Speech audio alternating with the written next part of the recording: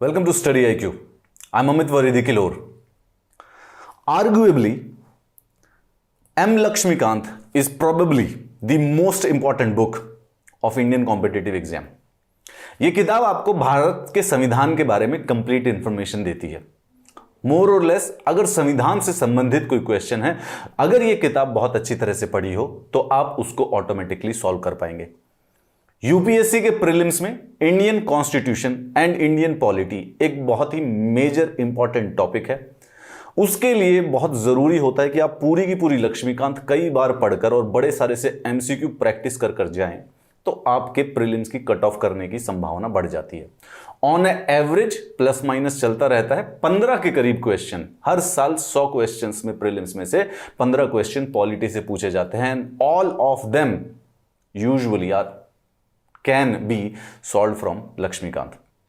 मैं आप लोगों के साथ मिलके कोशिश करूंगा 100 घंटे के अंदर अंदर आपकी पूरी की पूरी लक्ष्मीकांत की किताब को कंप्लीट कराने का. 100% आपकी पूरी की पूरी लक्ष्मीकांत इन नेक्स्ट 100 आवर्स को कंप्लीट कराया जाएगा. अगर आप ये लेक्चर्स देखने के बाद अपनी लक्ष्मीकांत की किताब से पढ़ेंगे तो आपको पॉलिटी का कोई भी सवाल समझने या करने में डिफिकल्टी नहीं आएगी. बट आपको रिलीजियसली इस पूरे के पूरे प्रोग्राम को फॉलो करना होगा. बिना समय व्यर्थ किए let's move forward. Indian constitution, हमारा उद्देश्य है इंडियन कॉन्स्टिट्यूशन को समझना. आप भारत देश के नागरिक हैं, आप भारत के कॉम्पिटिटिव एग्जाम्स में पार्ट लेना चाहते हैं, यानी कि भारत की सरकार का हिस्सा बनना चाहते हैं. और भारत की जो सरकार है वो चलती है भारत के संविधान से. हेंस हर कॉम्पिटिटिव एग्जाम में आपसे एक्सेप्ट किया जाता है, एक्सपेक्ट किया जाता है कि आप भारत के संविधान को पूरा का पूरा समझते हो, जानते हो, उनके प्रावधानों को पढ़ते हो. हम लक्ष्मीकांत के द्वारा इंडियन कॉन्स्टिट्यूशन के हर आर्टिकल, हर शेड्यूल, हर प्रोविजन, हर प्रावधान को पढ़ेंगे.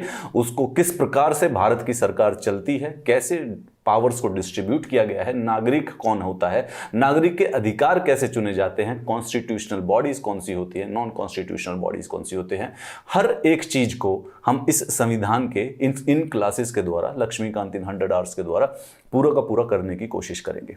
हमारा उद्देश्य होगा इंडियन कॉन्स्टिट्यूशन को स्टडी करना in detail with each and every article, with each and every nuance. We will try to make sure कि आपका ये पूरा का पूरा इसके अंदर कंप्लीट हो जाए. The constitution of India. Constitution of India is a miracle in itself. आज से 1000, 1500, 2000 साल के बाद when the humanity will look back, they will marvel at this document. It is work of art in itself. और हमारे पूरे के पूरे प्रेजेंट मॉडर्न सिविलाइजेशन का बेस है Indian constitution. Hence we should learn. चाहे हम एग्जाम्स की प्रिपरेशन कर रहे हो या नहीं कर रहे हो, हमें अंडरस्टैंड करना चाहिए कि आखिर क्या है भारत का संविधान और कैसे बना था. लक्ष्मीकांत के चैप्टर वाइज स्टडी होगी. हमारा उद्देश्य, हमारी वो बेस बुक होगी, उसी से हम पढ़ाई करेंगे. लक्ष्मीकांत की बेस बुक किसी भी चीज के बारे में, कॉन्स्टिट्यूशन के बारे में, जैसे कॉन्स्टिट्यूशन स्टार्ट होता है, फिर union territories, article to article हम सारे के सारे उसको चैप्टर वाइज पढ़ने की कोशिश करेंगे. आज का जो ये लेक्चर होगा हमारा फर्स्ट चैप्टर से स्टार्ट लक्ष्मीकांत के. अगर आप मुझसे जुड़ना चाहते हैं और आपको इन क्लासेस के पीडीएफ आपको जरूरत पड़ेगी, यकीन मानिए, आप इस टेलीग्राम चैनल को जरूर ज्वाइन कीजिएगा. इस टेलीग्राम चैनल पर आप मुझसे, मेरे साथ भी जुड़ सकते हैं और इन क्लासेस के पीडीएफ भी आपके साथ शेयर कर दिए जाएंगे. You can also find me on any of your choice of your social media. अब शुरुआत करते हैं बिना किसी समय को और एक्स्ट्रा व्यर्थ किए हुए. हमारा पर्पस है भारत का संविधान पूरा का पूरा पढ़ना. भारत का संविधान पढ़ने के लिए हमारा बेस है लक्ष्मीकांत की किताब. हमारा उद्देश्य है कि उसको 100 घंटे के अंदर अंदर पूरा का पूरा कंप्लीट कर दिया जाए. और उस किताब का सबसे पहला चैप्टर है हिस्टोरिकल बैकग्राउंड, यानी कि ऐतिहासिक पृष्ठभूमि. ऐतिहासिक पृष्ठभूमि भारत के संविधान की, यानी कि आज इंडियन कॉन्स्टिट्यूशन के बारे में स्टडी नहीं किया जाएगा, लेकिन इंडियन कॉन्स्टिट्यूशन की जो प्रेजेंट जर्नी है, जो वहां पर पहुंचने का जो रास्ता है, उसको करने की शुरुआत करेंगे. Let's begin. हमारी जो मॉडर्न सिविलाइजेशन है, आज जो हम जी रहे हैं, आज हम जिन रूल्स के बेसिस पर जीते हैं, जैसे सरकार चलती है और जैसे समाज चलता है, ये जो हिस्ट्री है, ये इसकी जो पूरा का पूरा डिसीजन लिया गया था, वो एक बड़ी ऑर्डिनरी सी रात थी या शाम थी, 31 दिसंबर 1600. This day would become seminal in the history of the Indian सब कॉन्टिनेंट। और उस दिन के बाद से बेसिकली उस दिन शायद उनको पता भी नहीं था जहां पर वो लोग थे, बट पूरे के पूरे इंडियन सब कॉन्टिनेंट का भविष्य अगले 400 सालों तक डिसाइड हो गया। और अभी भी उसके रिपरकशंस आने बाकी हैं, शायद आने वाले 500 सालों के बाद तब असेस किया जाएगा कि what was the importance of that event. 31 दिसंबर 1600 को एक इंपॉर्टेंट इवेंट हुआ, constitution of east India company. एक कंपनी ईस्ट इंडिया कंपनी के नाम से ब्रिटेन में कॉन्स्टिट्यूट की गई। एक ट्रेडिंग कंपनी थी, सिंपल सी बात है। उसको कॉन्स्टिट्यूट किया गया था by the royal charter of 1600। वहां पे उस समय जो महाराज थे, मोनार्क थे, उन्होंने एक चार्टर निकाला, ठीक है, एक फरमान निकाला जिससे ईस्ट इंडिया कंपनी को कॉन्स्टिट्यूट कर दिया गया। इस चार्टर में सिर्फ यह बताया गया था कि ईस्ट इंडिया कंपनी के पास कुछ लेजिस्लेटिव पावर होंगी, यानी कि वो स्वयं अपने खुद के कुछ कानून बना सकती है, और इनके पास मोनोपोली होगी ईस्ट, यहां पर जो भी भारत के इंडियन ओशियन में ट्रेड करने के लिए। बेसिकली अगर आप इसको समझना चाहें तो ये समझिए कि कुछ ट्रेडर्स थे, रिच ट्रेडर्स, एरिस्टोक्रेट्स जो लोग थे, वो ट्रेड करना चाहते थे, मसालों में ट्रेड करना चाहते थे, सॉल्ट, शुगर, टी, ओपियम, इन चीज़ों में ट्रेड किया करते थे। उन्हें फरमान चाहिए था मोनार्क से, ब्रिटेन के मोनार्क से, कि हमें इंडियन ओशन में ट्रेड करने के लिए मोनोपोली दे दीजिए, कि हमारे अलावा कोई और ट्रेड ना कर पाए। और उन्होंने एक अपने नाम की एक कंपनी बनाई, ईस्ट इंडिया कंपनी। अगर आप अपने दोस्त के साथ काम करना चाहते हैं, आप एक कंपनी बनाएंगे, राइट, और वो कंपनी बनाने के बाद आप काम करना स्टार्ट करेंगे। बस इसी प्रकार से ये ईस्ट इंडिया कंपनी थी। अगर शुरुआत में देखें तो 216 लोग थे जिस दिन ये बनी थी, 216। उस समय के वहां के नाइट्स और एल्डरमैन, यानी बेसिकली वहां की एरिस्टोक्रेटिक क्लास, जो कि रिच हो, जो मतलब वहां पे उस समय जिनके पास पैसा था, ट्रेडर्स थे वो। आप बिल्कुल सरल भाषा में ये समझे, ये traders will define the history of the Indian सब कॉन्टिनेंट फ्रॉम हियर ऑन। इसमें एक गवर्नर था सबसे सीनियर, और 24 डायरेक्टर थे। ये बेसिकली इस 225 लोगों की एक कंपनी थी, उसको बेसिकली गवर्न करने के लिए उसकी मैनेजमेंट थी, आप ये समझ लीजिए। ये गवर्नर आज के समय का जो सीईओ है, और ये बेसिकली जो डायरेक्टर, जैसे कि बोर्ड ऑफ डायरेक्टर होते हैं, उस प्रकार से इन लोगों ने एक फरमान ले लिया ब्रिटेन के मोनार्क से कि हम मोनोपोली है हमारे पास ट्रेड करने की, cotton, silk, indigo, dye, sugar, salt, spices, tea, opium, इन चीजों का ट्रेड किया करते थे। बहुत ही सरल बात है, इतना ही था। आगे कहानी बढ़ती है अब हमारे इसी इतिहास की। ये 16वीं सदी से, जो 1600 से स्टार्ट होती है, ये 8 साल के बाद, it takes them 8 years to reach the shores of India. 1608 में पहली बार ईस्ट इंडिया कंपनी का एक जहाज है जो कि भारत के में सूरत पर लैंड करता है। यही जो कंपनी है, ये पहली अपनी फैक्ट्री बनाती है 1611 में मसूलीपट्टनम में, जो कि आंध्र प्रदेश में है, और उसके बाद दूसरी फैक्ट्री बनाती है सूरत में 1612 में। कुछ लोगों ने बचपन की एनसीईआरटी में सबसे पहली जो फैक्ट्री है वो सूरत में भी सुनी होगी, परंतु वो छोटे बच्चों के लिए बताने के लिए होती है। एग्जैक्ट द फर्स्ट फैक्ट्री थी वो मसूलीपट्टनम आंध्र प्रदेश में सेटअप हुई थी। फैक्ट्री आज की प्रेजेंट डे फैक्ट्री नहीं, आप इसको समझ लीजिए एक गोडाउन। उस समय मीन्स ऑफ कम्युनिकेशन तो थे नहीं, इतनी तेजी से ट्रांसपोर्ट भी नहीं होता था, तो एक जगह बनाई था, एक गोडाउन था, जहां से ये सब के सब जो कॉटन, सिल्क, शुगर, सॉल्ट जो भारत से खरीद के एक जगह पर रखा जा सके, और उसके बाद जब जहाज आए ब्रिटेन से, उसके अंदर भर के उसको वापस ले जाया जा सके, उस चीज को फैक्ट्री कहा जाता था। पहली फैक्ट्री बनी थी मसूलीपट्टनम आंध्र प्रदेश पर, और दूसरी फैक्ट्री बनी थी सूरत में 1612 में। अब देखिए धीरे धीरे कैसे शुरुआत होती है and how it takes time to them. 1612 में एक बड़ा इंपॉर्टेंट इवेंट हुआ, बैटल ऑफ सवाली। ये एक बड़ी छोटी सी नेवल वॉर थी ईस्ट इंडिया कंपनी और पोर्चुगीज के बीच में। बेसिकली 2 या 3, 4, 5 जहाजों के बीच में थोड़ी सी छोटी सी लड़ाई थी। ये जो उस समय का यूरोप था, उस समय का यूरोप के अंदर जो उनकी नेवीज थी काफी स्ट्रांग हो गई थी। पोर्चुगीज, डच, स्पेन और ब्रिटेन और फ्रांस, ये सब के सब ट्रेड किया करते थे दूसरे दूसरे देशों से जाकर। यहाँ पर भारत में पोर्चुगीज भी ट्रेड के लिए आते थे, फ्रेंच भी आते थे, और अब ईस्ट इंडिया कंपनी भी आने लगी थी। हम ईस्ट इंडिया कंपनी के बारे में इसलिए पढ़ रहे हैं क्योंकि ये फाइनली जीत कर भारत के ऊपर राज करने लगी थी। ईस्ट इंडिया कंपनी और पोर्चुगीज के बीच में बैटल ऑफ सवाली हुई। एक छोटी सी नेवल बैटल थी। This actually is considered as the root of the modern navy. यहां से भारत की जो आज की जो नेवी शक्ति है वो यहां से निकल कर आती है। उस समय किसी को पता नहीं था कि ये इतनी सेमिनल इवेंट हो जाएगा लड़ाई का। उस लड़ाई में हुआ क्या कि बेसिकली ईस्ट इंडिया कंपनी जीत गई। सूरत के पास है ये सवाली नाम की जो जगह है, ये सूरत के पास है। और याद रखिए सूरत में 1612 में इन्होंने दूसरी फैक्ट्री लगा ली है। ट्रेड की थी छोटी मोटी, इसीलिए लड़ाई चलती रहती थी। इसमें ईस्ट इंडिया कंपनी जीत गई। इससे मुगल एम्परर की नजर ईस्ट इंडिया कंपनी के ऊपर पड़ गई और उस दिन के बाद से ईस्ट इंडिया कंपनी के अंदर ईस्ट इंडिया कंपनी को थोड़ा सा प्रेफरेंस देने लग गए मुगल एम्परर। याद रखिए 1612 चल रहा है, यानी अकबर के जो बेटे हैं जहांगीर इस समय वही राज कर रहे हैं। अभी ताजमहल जिसने बनाया वो राजा भी नहीं बना है, ये उस समय की बात है। चलिए अब ये 1612 में थॉमस रो नाम का एक डिप्लोमेट है जो कि ब्रिटेन का हुआ करता था, वो भारत भेजा जाता है जहांगीर से बात करने के लिए, इस चीज को अरेंज करने के लिए कि एक कमर्शियल ट्रीटी मिल जाए for exclusive rights for trade in the Surat. Thomas Roe. और अभी अभी रिसेंटली ब्रिटेन ने बैटल ऑफ स्वाली जीती थी, ठीक है। ये बैटल ऑफ स्वाली जीतने की वजह से मुगल एम्परर उनसे थोड़े से खुश थे, इंप्रेस थे, और मुगल एम्परर जहांगीर, अकबर के बेटे और शाहजहां के पिताजी, उन्होंने बेसिकली सूरत में ईस्ट इंडिया कंपनी को एक्सक्लूसिव राइट्स दे दिए सूरत पर ट्रेड करने के लिए, और कोई नहीं करेगा। पोर्चुगीज भी पहले पोर्चुगीज किया करते थे, सूरत में पोर्चुगीज की फैक्ट्री थी, उनसे राइट हटा ली गई east India company. And this from 1612 begins धीरे धीरे बेसिकली यहां से ईस्ट इंडिया कंपनी नाम की एक ट्रेडिंग ऑर्गेनाइजेशन, याद रखिए वो पॉलिटिकल एडमिनिस्ट्रेटिव बॉडी नहीं है, उनका काम है 200-250 लोगों की कंपनी है वो, जो कि सिर्फ ट्रेड करने के लिए बनी है। And this starts the job of basically, यहां से वो स्टार्ट करते हैं। धीरे धीरे कंपनी ट्रेडिंग पोस्ट बना लेती है सूरत में 1619 में, और जो 3 बड़े बड़े शहर हैं आप याद रखिए, सबसे पहले बनता है मद्रास में 1639, बॉम्बे में 1668 और कलकत्ता में 1690 में। 1634 में शाहजहां ने जो राइट्स मिले थे, एक्सक्लूसिव राइट्स टू ट्रेड थे ईस्ट इंडिया कंपनी के पास सूरत में, राइट, ये गुजरात के पास है, ये बंगाल में भी एक्सटेंड कर दिए। तो पिताजी जहांगीर ने सूरत के लिए दी है, शाहजहां उनके पुत्र हैं जो, उन्होंने बेसिकली बंगाल के लिए भी दे दी है। ईस्ट इंडिया कंपनी का धीरे धीरे छोटा थोड़ा बहुत इन्फ्लुएंस बढ़ रहा है, सिर्फ ट्रेड में अभी तक, only in the trade.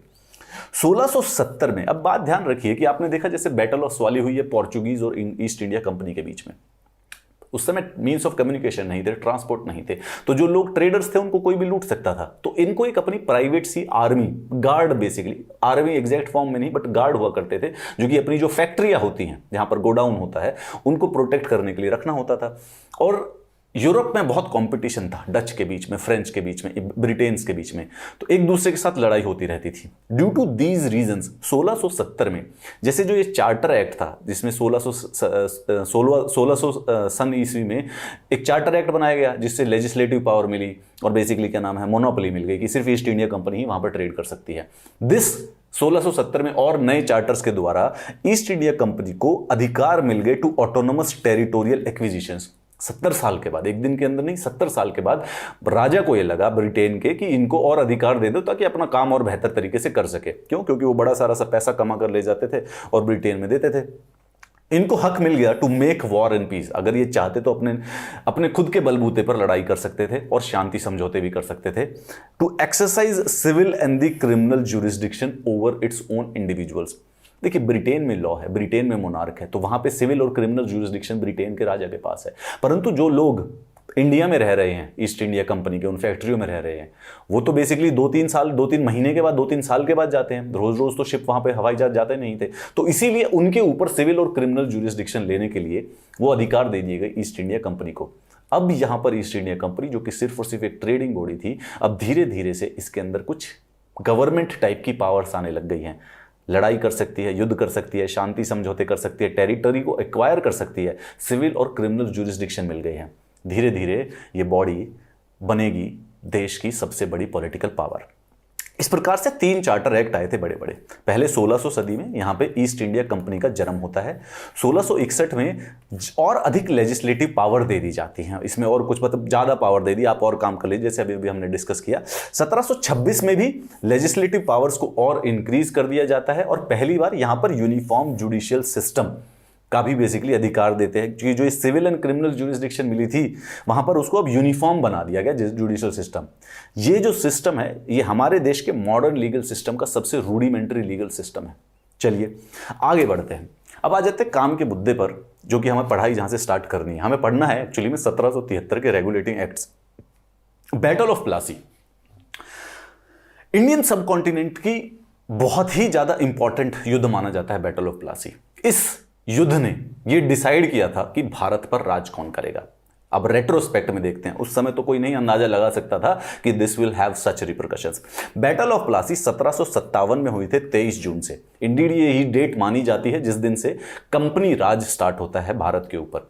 Bharat के ऊपर पहले मुगल एम्परर्स राज करते थे। 1757 से लेके 1858 तक अप्रॉक्सीमेटली 100 साल हैं, एग्जैक्टली 100 साल तक ईस्ट इंडिया कंपनी का प्रभुत्व था। वहां पर सबसे मेन इंपॉर्टेंट पॉलिटिकल पावर थी simultaneously existing with the Mughal emperors. इसके अलावा 1858 के बाद सिंगुलरली पूरे के पूरे इंडियन सब कॉन्टिनेंट पर डायरेक्ट ब्रिटिश क्राउन, यानी जो ब्रिटिश का राज है, जो डायरेक्ट ब्रिटिश राज किया करते थे, ये पैरेलल में राज करते थे। 1757 से स्टार्ट होता है। तो बैटल ऑफ प्लासी है क्या? बैटल ऑफ प्लासी बेसिकली एक लड़ाई लड़ी गई थी जो कि ईस्ट इंडिया कंपनी के जनरल रॉबर्ट क्लाइव और बंगाल के नवाब सिराजुद्दौला के बीच में लड़ी गई थी। ठीक है, ये लड़ी इसलिए गई थी क्योंकि बंगाल के अंदर आप जानते हैं कि शाहजहां ने बेसिकली कुछ राइट्स दे दिए हैं ईस्ट इंडिया कंपनी को, तो वहां के जो नवाब हुआ करते थे उनको वो प्रोटेक्शन प्रोवाइड करते थे ईस्ट इंडिया कंपनी को, और ईस्ट इंडिया कंपनी उनके बदले में उनको कुछ टैक्सेस दिया करती थी। ईस्ट इंडिया कंपनी अपनी ट्रेड प्रिविलेजेस को मिसयूज कर रही थी and non payment of taxes. इस वजह से जो नवाब हुआ करता था बंगाल का, उसने जो उनकी फोर्ट विलियम्स था, उन्होंने, देखिए अभी काफी समय बीत चुका है, 1600 से 1757, 150 साल बीत चुके हैं। ये बहुत बड़ा समय होता है, ठीक है, मतलब काफी चीजें बदल चुकी हैं। 1757 तक वहां पर कलकत्ता में ईस्ट इंडिया कंपनी ने एक फोर्ट बना लिया, फोर्ट विलियम्स। बड़ा, अब तो बड़ा कारोबार, बहुत ज्यादा बड़ा कारोबार हो चुका है। क्योंकि वो टैक्स नहीं पे कर रहे थे, अपने ट्रेड प्रिविलेजेस को मिसयूज कर रहे थे, जो बंगाल का नवाब था उन्होंने उस फोर्ट विलियम्स को सीज किया और वहां के कुछ ब्रिटिश सोल्जर्स और एंग्लो इंडियन सोल्जर्स, भारतीय जो कि उनके सोल्जर उसमें काम किया करते थे, उनको एक डंजन, बेसिकली एक छोटी सी जेल थी उस फोर्ट विलियम्स के अंदर, उसके अंदर कैद कर दिया। 6 लोगों की जगह थी उस जेल के अंदर, उसके अंदर भर दिए थे 146। गर्मी और एग्जॉशन के कारण 146 में से 123 लोगों की मृत्यु हो गई। इसको भारत के इतिहास में कहा जाता है द ब्लैक होल ट्रेजेडी, बहुत ही खतरनाक। इस ट्रेजेडी को, ये ट्रेजेडी हुई है 1756 के करीब, ठीक है, 1756।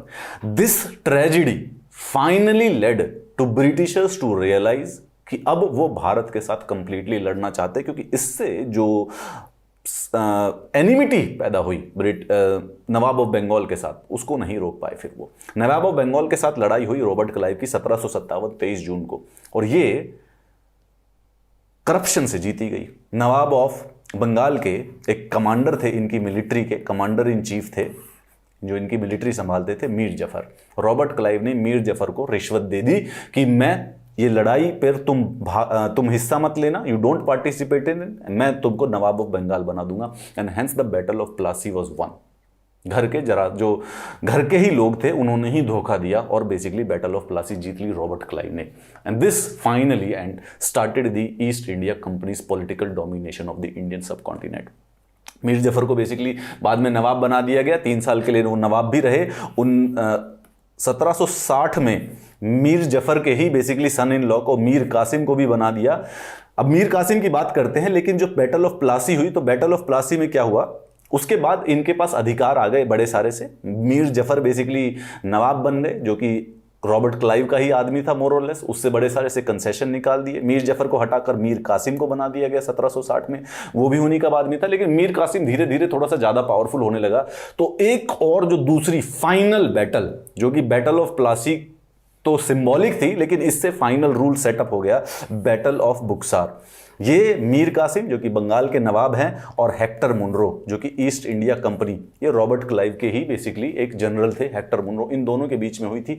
अगेन यहां पर मीर कासिम के साथ शाह आलम भी थे। शाह आलम बेसिकली उस समय मुगल राज करते थे, और हेक्टर मुनरो ने इन दोनों की सेना को हरा दिया।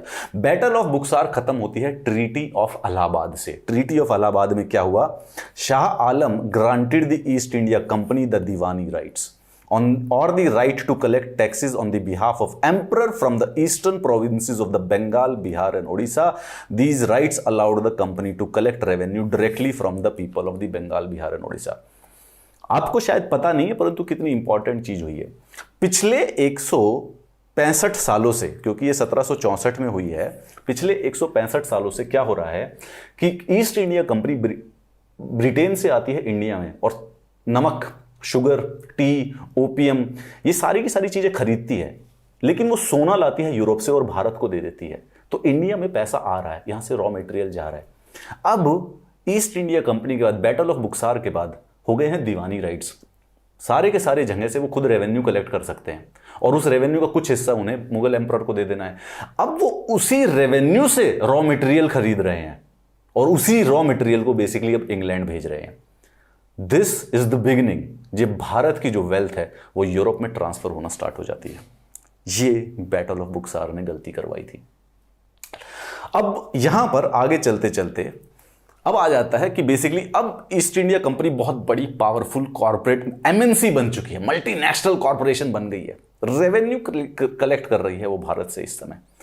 ऐसे में 175 साल अप्रॉक्सीमेट बनने के बाद ब्रिटिश क्राउन को लगता है कि करप्शन बहुत बढ़ गई है। यहाँ से जो भी ईस्ट इंडिया कंपनी के जो लोग होते थे, जो यहाँ काम करते थे, जब भी इंग्लैंड जाते थे तो भर भर के पैसा लेके जाते थे, बड़े बड़े एस्टेट खोल डालते थे 600 एकड़ की। वहाँ पर मोनार्क, ब्रिटिश पार्लियामेंट ने देखा कि ये थोड़ा सा कंट्रोल रखना चाहिए, क्योंकि है तो उन्हीं की उस समय मोनार्की, ऐसे कोई डेमोक्रेटिक सिस्टम नहीं है। देन दे स्टार्टेड, अब होती है यहां से तैयारी। 1764 के बाद जब उनके पास रेवेन्यू राइट्स हैं, 1773 में गवर्नमेंट रेगुलेट करना स्टार्ट करती है। अब हम पढ़ेंगे, अब यहां से आपकी लक्ष्मीकांत शुरू होती है। ठीक है, दिस वाज अ बैकग्राउंड जो कि हमें थोड़ा सा इतिहास के बारे में समझना था कि कहानी शुरुआत कैसे होती है। And from here on the chapter of the Laxmikanth starts. अब क्या होता है कि जब तक हमारा संविधान बनेगा उसके बीच में कुछ इंपॉर्टेंट कॉन्स्टिट्यूशनल लैंडमार्क्स हैं कि आखिर मॉडर्न सिस्टम पर पहुंचे कैसे। राइट, काफी लंबा समय है।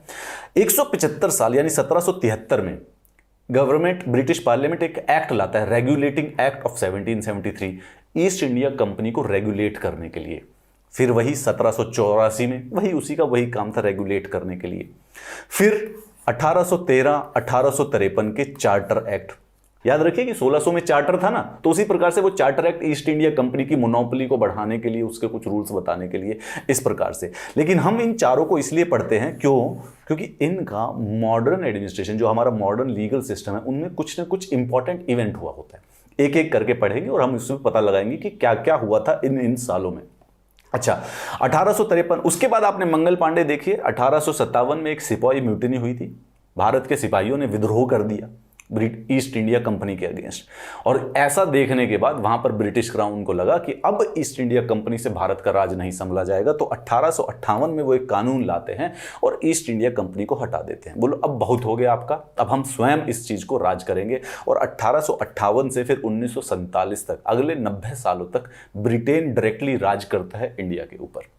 जो ईस्ट इंडिया कंपनी थी, जो 31 दिसंबर 1600 को बनी थी ना, वो फाइनली 1874 को कंप्लीटली डिस्बैंड कर दी, एकदम गायब कर दिया, लिक्विडेट कर दिया था। लेकिन भारत में 1858 में ही लिक्विडेट हो गया था कि अब यहां पे आज के बाद आपका कोई काम नहीं, ब्रिटेन डायरेक्ट कंट्रोल रखेगा। उसके बाद कुछ और इंपॉर्टेंट कानून 1861 और 1852 के काउंसिल एक्ट। 1858 के बाद ब्रिटेन ने सोचा कि भारतीयों को एसोसिएट करना चाहिए देश के प्रशासन में। उसके तहत उन्होंने 2-3 लॉ निकाले थे, 61 में, 92 में और 1909 में, ये वही हैं। फिर अब हम आ जाते हैं मॉडर्न हिस्ट्री पर, जो कि आपकी बिपिन चंद्रा में होती है। 1909 में एक बड़ा महत्वपूर्ण कानून आया, 1919 में आया और फिर फाइनली आया 1935, जिस पर भारत का 60% संविधान बेस्ड है। ठीक है, और जो फाइनल ब्रिटेन वाले जो लॉ बना के गए थे वो था 1947 वाला इंडिपेंडेंस एक्ट, यानी कि भारत को स्वतंत्रता देने का उनका अंतिम एक्ट था। और उसके बाद से भारत के पास अपनी खुद की डेस्टिनी को खुद स्वयं डिसाइड करने का और चूज करने का हक है इंडियन इंडिपेंडेंस एक्ट से। अब हम स्टार्ट करेंगे सबसे पहले वाले 1773 में एक्चुअली में क्या हुआ था। याद रखिए कि बैटल ऑफ प्लासी और बैटल ऑफ बुक्सार के बाद बहुत ही महत्वपूर्ण पॉलिटिकल पावर बन चुकी है east India company, financial power भी और रेवेन्यू कलेक्ट कर रही है। इस चीज को रेगुलेट करने के लिए, इस कंपनी को रेगुलेट करने के लिए ब्रिटेन के पार्लियामेंट एक कानून लाते हैं जिसको कहा जाता है रेगुलेटिंग एक्ट ऑफ 1773। असली नाम था the East India company act of 1772। ठीक है, ये 10 जून 1773 को पारित हुआ था। होता क्या क्या है यहां पे, ये पहला स्टेप है जिसमें ब्रिटिश गवर्नमेंट स्टेप्स लेती है ईस्ट इंडिया कंपनी के अफेयर्स को कंट्रोल करने के लिए, रेगुलेट करने के लिए। इससे पहले 175 साल तक जो ब्रिटिश ईस्ट इंडिया कंपनी चाहती थी वो स्वयं करती थी, उनको किसी प्रकार की कोई बीच में खलल नहीं डलता था उनके काम में। Now first step has been taken, यहां से स्टार्ट होगा कि धीरे धीरे अब ब्रिटेन आकर डोमिनेट किया करेगा पूरे के पूरे इंडियन सब कॉन्टिनेंट को। गवर्नर ऑफ बंगाल जो हुआ करते थे, अच्छा आने वाले समय में अभी अभी हमने देखा कि जो ब्रिटेन है उन्होंने 3 मेजर प्रेसिडेंसीज बना ली हैं अपनी अपनी, एक मद्रास में, एक बॉम्बे में, एक कलकत्ता में। यहाँ पर 3 जगह मेजर उनके पावर सेंटर बन चुके, ठीक है। 1773 में अलग अलग जो एक एक प्रेसिडेंसी को चला रहा है गवर्नर। पुराने चार्टर्स जो हैं ईस्ट इंडिया कंपनी के, उनमें ये सब दिया हुआ था, एक एक गवर्नर सबको राज करते थे। अब इस एक्ट के तहत जो गवर्नर हुआ करता था बंगाल का, क्योंकि that was the main power centre, Bharat की 25% आबादी जो थी बंगाल में थी उस समय, जो गवर्नर ऑफ बंगाल था उसको गवर्नर जनरल ऑफ बंगाल बोल दिया गया। Warren Hasting was the first governor general of Bengal. आप अगर इसको प्रेजेंट एनोलॉजी पे देखें तो ये भारत के पहले प्रधानमंत्री या पहले राष्ट्रपति के टाइप का आदमी था ये उस समय, ठीक है। उस समय के लिए एग्जैक्टली नहीं, परंतु ऐसे एनालॉजिकली अगर बात करें तो उस समय के सबसे पावरफुल ब्रिटेन के आदमी, अच्छा 2 हैं उस समय, मुगल एम्परर भी है, ठीक है। लेकिन Warren Hastings east India company के गवर्नर जनरल है, he is the leader of east India company in India. It provided the establishment of the Supreme Court at Calcutta with original and the appellate jurisdiction comprising 1 Chief Justice and 3 other judges. UPSC prelims में भी पूछा गया था। यही act है जो कि modern legal system जो कि आज तक हम यूज करते हैं उसकी नींव रखता है भारत के अंदर। This happens in here. Bombay and Madras presidencies को सबऑर्डिनेट कर दिया गया है, ठीक है। बहुत ही सरल बात है। 1773 में एक एक्ट आया है जिसमें जो बंगाल का गवर्नर है उसको सुप्रीम बना दिया जाता है ताकि एक आदमी सारे के सारे देश को कंट्रोल करे। यहां से बिगिनिंग हो रही है सेंट्रलाइजेशन की, पूरी की पूरी पावर धीरे धीरे धीरे धीरे धीरे धीरे बढ़कर सेंट्रलाइज्ड हो जाएगी यहां से स्टार्ट होने के बाद, ठीक है। उसके बाद एक सुप्रीम कोर्ट भी बना दी गई है, लीगल सिस्टम की भी नींव रख दी गई है, hence it is important. And उसके बाद बॉम्बे और मद्रास प्रेसिडेंसी जो है उनको सबऑर्डिनेट बना दिया गया। यानी कि जो वॉर और पीस है ये सब अपना काम करते थे, परंतु वॉर एंड पीस, शांति समझौता या युद्ध करना होगा, वो सिर्फ और सिर्फ बंगाल का गवर्नर कर सकता है। बॉम्बे और मद्रास के अपने चॉइस से लड़ाई नहीं कर सकते थे। ये है इस सुपीरियोरिटी का मतलब, ठीक है। वरना पहले थे ये अपनी अपनी मर्जी से किसी से भी लड़ सकते थे जब मन करता था। चलिए, ये बहुत सक्सेसफुल नहीं हुआ, राइट भाई। 175 साल से जो चीज बिल्कुल फ्री हो उसको अगर रेगुलेट करने की कोशिश करेंगे तो लोग कोऑपरेट तो करेंगे नहीं। East India Company didn't cooperated it as well. इसके अंदर कई खामियां थी, उसको खत्म करने के लिए 10 साल के बाद इनको फिर से एहसास हुआ कि एक नया एक्ट लाते हैं जिसको कहा जाता है पिट्स इंडिया एक्ट 1784। उस समय के प्रधानमंत्री थे ब्रिटिश पार्लियामेंट के विलियम पिट, उन्होंने ही इस एक्ट को इंट्रोड्यूस किया था, इसीलिए उनके नाम से जाना जाता है विलियम पिट्स एक्ट ऑफ इंडिया। इसमें क्या हुआ, Indian affairs came under direct control of British government in Britain, distinguished between the commercial and the political functions of the company। भाई पहले उन्होंने ईस्ट इंडिया कंपनी को कुछ रेगुलेट करने की कोशिश की, वो जब नहीं हुआ तो उन्होंने क्या किया कि उन्होंने 2 बना दिया। उन्होंने एक बना दिया कोर्ट ऑफ डायरेक्टर्स और दूसरा बना दिया बोर्ड ऑफ कंट्रोल। अब कोर्ट ऑफ डायरेक्टर तो है ईस्ट इंडिया कंपनी का और बोर्ड ऑफ कंट्रोल है पार्लियामेंट का। अब ये दोनों मिलके जो भारत के अंदर ईस्ट इंडिया कंपनी की जितनी भी टेरिटरीज हैं उनको मैनेज करेंगे, समझ गए ना। तो कंट्रोल बढ़ा रहे हैं ना धीरे धीरे। आप सोचिए कि ब्रिटेन के राजा भारत पर राज करने आ रहे हैं 1858 में, लेकिन स्टेप बाय स्टेप आ रहे हैं। तो 1773 में उन्होंने कुछ नहीं कहा, उन्होंने कहा कि भाई रेगुलेट कर लो आप। फिर 1784 में आके वो कहते हैं कि बोर्ड ऑफ डायरेक्टर आपकी मदद किया करेगा, आप अपना एक बनाइए कोर्ट ऑफ डायरेक्टर्स जो कि ईस्ट इंडिया कंपनी का, ये सिर्फ कमर्शियल अफेयर देखे, ट्रेड जो करते हैं आप सिर्फ वही कीजिए। However it created a new board of control जिसके अंदर 6 मेंबर थे to manage the political affairs, to supervise direct all operations of civil and military of British possessions in India. It established a system of dual government. 2 government हो गई। आप notice कीजिए कि एक तो ईस्ट इंडिया कंपनी की government हो गई है जो कि कोर्ट ऑफ डायरेक्टर्स है, लेकिन ये सिर्फ और सिर्फ ट्रेड का काम कर रहे हैं, यानी कि फिनेंस मिनिस्ट्री है अलग, और दूसरी हो गई है बोर्ड ऑफ कंट्रोल की। ये ब्रिटिश पार्लियामेंट में से है, परंतु ये होम मिनिस्ट्री या फिर लॉ मिनिस्ट्री इन सब का मिक्सचर है। ये खुद लॉ भी बनाते हैं, एडमिनिस्ट्रेशन भी देखते हैं, लेजिस्लेशन भी करते हैं और एग्जीक्यूटिव फंक्शंस भी रखते हैं। Dual government. Pitt India act क्या करता है, कमर्शियल फंक्शंस को हटा देता है, ईस्ट इंडिया कंपनी के अलग करता है, पॉलिटिकल फंक्शंस यानी लॉ बनाना, एडमिनिस्ट्रेशन, जुडिशरी जो ये फंक्शंस है इन सबको अलग कर देता है। ये जो पॉलिटिकल फंक्शंस है ये ब्रिटिश पार्लियामेंट अब हैंडल कर रहा है through the board of control. और अब इस समय ईस्ट इंडिया कंपनी के पास सिर्फ और सिर्फ कमर्शियल फंक्शंस रह गए, ठीक है। अब वो एडमिनिस्ट्रेटिव बॉडी नहीं रही है बहुत बड़ी। कंपनी में जो टेरिटरी थी, जो भी उन्होंने अपने देश में जहां जहां कब्जा कर रखा था, उसको पहली बार वो इस लॉ के अंदर ब्रिटिश पोजेशंस इन इंडिया कह देते हैं। उनको लगने लग गया है कि ब्रिटेन। चलिए अब आगे बढ़ते हैं। 1784 के बाद फिर आता है चार्टर एक्ट 1813। बीच में कई और आते हैं अनइंपॉर्टेंट वाले, आप उसे किताब से पढ़ लेगा, बड़ा सरलता से आसान से समझ आ जाएगा, सिर्फ याद करना है कि क्या क्या इवेंट हुआ था। 1813 में क्या होता है, पहली बार 1600 से स्टार्ट हुई, 213 साल के बाद मोनोपोली जो थी ईस्ट इंडिया कंपनी की, उसको खत्म कर दिया जाता है सिर्फ in trade with China and trade in T with India. यानी कि चाय सिर्फ ईस्ट इंडिया कंपनी खरीदेगी और चाइना के साथ करेगी, बाकी हर जगह से मोनोपोली खत्म। और बाकी जो और कोई कंपनी अगर ब्रिटेन की है वो काम करना चाहती है, ट्रेड करना चाहती है तो कर सकती है। Thus the trade with India for all commodities except tea was thrown open to all British subject. This lasted till 1833 when the next charter abolished the trade of the company. 1833 में trade भी हटा दिया। Sovereignty of the British Crown over the company's territories, constitutional position of British territories in India explicitly defined for the first time। अब clear है, पहले तो बस British possession बोलकर चल गया, वेग था, एम्बिगुअस था, यहां पर बता दिया गया कि जो कंपनी के पास जो जो टेरिटरीज हैं भारत में वो ब्रिटिश क्राउन की है।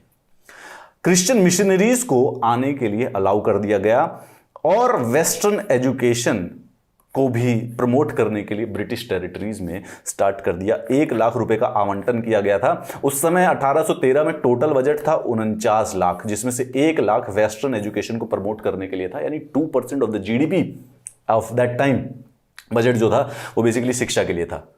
ये वो एक्ट है 1813 का जिसकी वजह से आप और मैं दोनों के दोनों इंग्लिश और वेस्टर्न एजुकेशन को समझते हैं और जानते हैं। It authorise the local governments to impose taxes. ठीक है, ये सरलता की बात है। 1813 के बाद फिर हम आगे बढ़ते हैं 1833 पर। 20-20 साल के एक्ट थे। ये जो एक्ट है ये 20 साल के लिए ईस्ट इंडिया कंपनी को आगे की पावर्स देता है। ठीक है, फिर 20 साल के बाद वो दोबारा से एक नया एक्ट बनाते हैं जिसको कहते हैं saint Helena act 1833।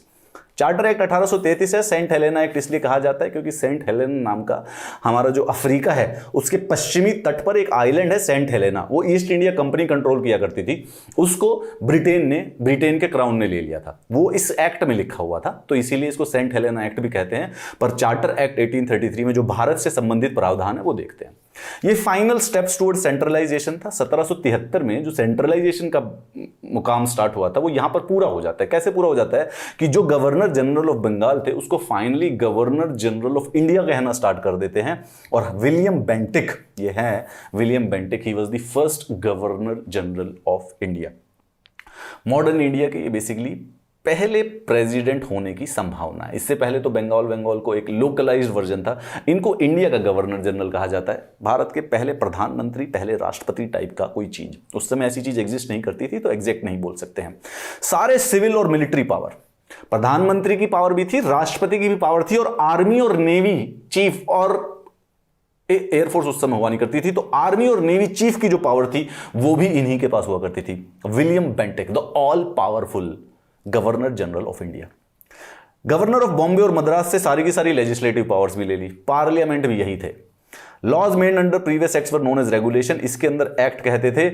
It ended the activities of EIC as commercial body, making it purely administrative body. अब जो ईस्ट इंडिया कंपनी थी अप्रोक्सीमेटली 233 साल के बाद ट्रेड से भी हटा दी। बोला एडमिनिस्ट्रेशन कर दो, बस इतना ही काम रह गया, तुम लोगों का ट्रेड हम स्वयं देख लेंगे। Law member Macaulay in governor general's council, provision for open competition negated by this act. इस एक्ट में जो सिविल सर्विसेज होती थी, ईस्ट इंडिया कंपनी के जो लोग यहां पर काम करने आते थे उसके लिए एक सिविल सर्विसेज का प्रावधान था। मैं अभी बताता हूं उसमें क्या था। इस एक्ट में ऐसा बोला गया था कि इंडियंस के लिए भी ओपन कर देनी चाहिए, लेकिन जो ईस्ट इंडिया कंपनी के जो बोर्ड ऑफ डायरेक्टर्स है, हमने यहां पर पढ़ा था ये वाले जो बोर्ड ऑफ डायरेक्टर्स थे, कोर्ट ऑफ डायरेक्टर्स, इन्होंने मना कर दिया। बोले कि नहीं, ओपन नहीं करने का है, तो इन्होंने ओपन नहीं करने दिया। Indians law codified and consolidated. Bharat के जो कानून सिर्फ और सिर्फ वर्बल हुआ करते थे मुगल के टाइम में, जिनको लिखा नहीं गया था, अब उनको लिखना स्टार्ट कर दिया पहली बार, हिंदू लॉ को, मुस्लिम लॉ को। No Indians denied employment under company on the basis of the religion and colour. Bharat के संविधान में आने वाले अनुच्छेद नंबर 14, 15, 16 की नींव रखी गई है 1833 में कि रिलीजन, धर्म और रंग के बेस पर भेदभाव नहीं होना चाहिए। And most important of the 1833 is that it abolished slavery in India. United states of America 1865 में जाके 13वीं अमेंडमेंट के द्वारा 13th amendment of US constitution अबॉलिशेस slavery 1865 में। हमारे यहां पर 40 साल पहले ब्रिटेन ने स्लेवरी को अबॉलिश कर दिया था 1833 के एक्ट के द्वारा। अमेजिंग। चलिए 20 साल के बाद फिर दोबारा से आ गए। 20 साल में 1853 में फिर दोबारा से आया। Separated the legislative and the executive functions of governor general council. Separation of power पहली बार हुई है इस समय भारत में। गवर्नर जो जनरल था बेसिकली बंगाल का और इंडिया का, ये गवर्नर जनरल जो थे, एक इनके साथ 3 या 4 लोगों की काउंसिल हुआ करती थी। तो गवर्नर जनरल ऑफ इंडिया थे, उनके पास भी कुछ काउंसिल थी, ये भी काउंसिल थी। ये लॉ भी बनाते थे और एग्जीक्यूटिव भी थे, यानी पार्लियामेंट भी थे और काउंसिल ऑफ मिनिस्टर, दोनों का काम ये उस समय किया करते थे पुराने इतिहास में। ठीक है, अब 1853 में क्या किया गया कि काउंसिल में 2 डिफरेंसेस लाए गए कि जो कानून बनाएंगे जो लोग वो बिल्कुल अलग हैं, लॉ बनाने वाले, और जो एग्जीक्यूटिव फंक्शन है, जो पॉलिसी को इंप्लीमेंट करेंगे, वो बिल्कुल अलग हो गए। पहली बार सेपरेशन ऑफ पावर स्टार्ट हुआ लेजिस्लेटिव और एग्जीक्यूटिव में। इंडीड पहली बार इतिहास में यह सोचा गया कि लेजिस्लेशन जो है, लॉ बनाना, एक स्पेशलाइज्ड काम है। This happened in the 1853। इससे पहले जो कानून बनाता था वही इंप्लीमेंट किया करता था। आप सोच के देखिए, लॉर्ड बेंटिक जो थे, सारी सिविल पावर इनके पास थी, सारी मिलिट्री पावर भी इनके पास थी, युद्ध भी ये करते थे, लॉ भी यही बनाते थे, काउंसिल ऑफ मिनिस्टर भी ये थे, प्राइम मिनिस्टर भी यही थे, प्रेसिडेंट भी यही थे और आर्मी चीफ भी यही हुआ करते थे। अब थोड़े थोड़े बदलाव आने स्टार्ट हुए पावर्स को सेपरेट करने के लिए। It provided for addition of 6 new members called legislative councillors to the council known as the Indian legislative council. अब जो ये गवर्नर जनरल ऑफ इंडिया होता है, इसके पास एक काउंसिल है 6 लोगों की। पहले जो काउंसिल थी, गवर्नर जनरल की जो काउंसिल थी, उसमें बेसिकली क्या होता था कि वो एग्जीक्यूटिव भी थी और लेजिस्लेटिव थी। अब उसके अंदर ना लेजिस्लेटिव काउंसिल अलग बना दी गई, और जो ये लेजिस्लेटिव काउंसिल है, इसको कहने लग गए इंडियन लेजिस्लेटिव काउंसिल। ये भारत के पार्लियामेंट का जन्म हुआ है। यहाँ पर इंडियन पार्लियामेंट का प्रीकर्सर है ये इंडियन लेजिस्लेटिव काउंसिल। अलग से कानून, इसके अंदर 6 मेंबर थे, और it introduce the first time local representation in Indian central legislative council. Local representation का मतलब जो भारत में ही जो लोग रहते हैं वो, लेकिन इंडियन नहीं थे, ये ब्रिटिशर्स थे। जैसे ब्रिटेन में मद्रास में कुछ ब्रिटेन के लोग रहते थे, तो उनको ऐड कर लिया गया। 6 लोग थे, उसमें से 4 लोगों को ऐड कर दिया जाता था। Introduced an open competition for civil services, covenanted civil services was thus thrown open to the Indians also. अब covenanted जो सर्विसेज थी, वो जो पहले सिविल सर्विसेज किसी को नहीं उपलब्ध होती थी, अब वो ओपन कर दी। परंतु याद रखिए, एग्जाम अभी भी 1853 में इंडिया में नहीं हो रहा है, ये यूनाइटेड किंगडम में हो रहा है। तो जो भारतीय वहां पर जाकर एग्जाम दे सकता था, वो बेसिकली अब भारत में ईस्ट इंडिया कंपनी में इंडियन सिविल सर्वेंट बन सकता था। चलिए अब मैं इस पर एक दिखाता हूं ये क्या था। सबसे पहले जो ये सिविल सर्विसेज, आपने वर्ड सुना कोवेनेंटेड और अनकोवेनेंटेड, इसके बारे में बता देता हूं। वॉरेन हेस्टिंग्स, ये 1773 वाले हैं, ठीक है, भारत के नहीं, बंगाल के पहले गवर्नर जनरल। ये फाउंडेशन रखते हैं इंडियन सिविल सर्विसेज की, ठीक है। लेकिन कॉर्नवालिस फाइनली एक्चुअली में असली रिफॉर्म लाते हैं। इनको father of Indian civil services कहा जाता है। पहले कॉर्नवालिस के समय में उन्होंने इंडियन सिविल सर्विसेज को 2 भागों में डिवाइड किया, Indian civil services covenanted, Indian civil services uncovenanted. Covenanted का कहने का मतलब है इसमें सिर्फ और सिर्फ हाई पोस्ट होती थी, आईएएस आईपीएस टाइप की जो चीजें, बड़ी पोस्ट होती थी ईस्ट इंडिया कंपनी की, परंतु इसमें सिर्फ ब्रिटिशर्स, यूरोपियंस ही बेसिकली अलाउड थे, इंडियंस अलाउड नहीं थे। अनकोवेनेंटेड में इंडियंस भी बेसिकली एडमिनिस्ट्रेशन में पार्ट ले सकते थे, ये वाली बात। अब ये जो कोवेनेंटेड और अनकोवेनेंटेड है ना, ये basically government of India act 1919 में, जो मॉन्टेक चैम्सफोर्ड अभी आने वाले हैं, उन्होंने इसको 2 में भाग में बांट दिया। ऑल इंडिया सिविल सर्विसेज जो कि मोर और लेस कोवेनेंटेड का हिस्सा था, और अनकोवेनेंटेड जिनको सेंट्रल सर्विसेज बदल दिया गया। आप अभी भी जब एग्जाम देते हैं, यूपीएससी का एग्जाम देते हैं, तो उसमें ऑल इंडिया सिविल सर्विसेज 3 हैं और बाकी सारी की सारी जो है वो सेंट्रल सर्विसेज है, राइट। ये वाली बात ब्रिटेन ने पूरे के पूरे इंडियन सब कॉन्टिनेंट पर, ये जो इंडियन सिविल सर्विसेज है ना, इंडियन सिविल सर्विसेज, यहां पर इसको इंपीरियल सिविल सर्विसेज भी कहा जाता था, इंडियन सिविल सर्विसेज। ये पाकिस्तान की जो सिविल सर्विसेज है, म्यांमार की जो सिविल सर्विसेज है, बांग्लादेश की जो सिविल सर्विसेज है और भारत की जो सिविल सर्विसेज है, उसके प्रीकर्सर हैं ये। इंडियन सब कॉन्टिनेंट में सिविल सर्विसेज, रेलवेज और the modern legal system and army, ये चारों की चारों जो हैं, ये ब्रिटेन की देन है। They are the greatest legacies of the British empire in the Indian subcontinent. Civil services, railways, army and the legal system, the modern legal system which we follow.